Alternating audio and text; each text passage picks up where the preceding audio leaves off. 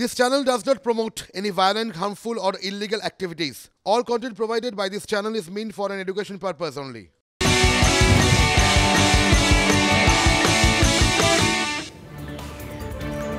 রাজ্যের স্বাস্থ্য পরিষেবা নিয়ে হতাশ এবং ক্ষুব্ধ মন্ত্রী নিজেই।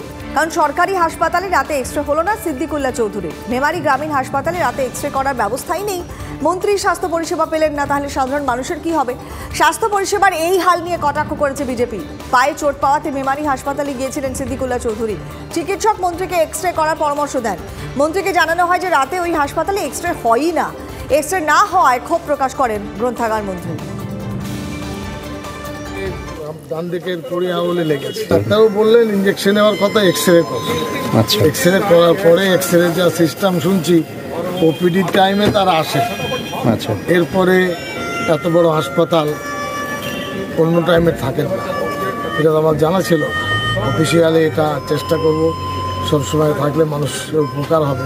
যে একজন মন্ত্রীর যদি এই হাল হয়, ট্রিটমেন্টে যদি তিনি না পান মেমারি গ্রামীণ হসপিটালে, তাহলে সাধারণ মানুষ ওই হসপিটাল থেকে কতটা পরিষেবা পায় সেটা কিন্তু প্রশ্নচিহ্ন রইল।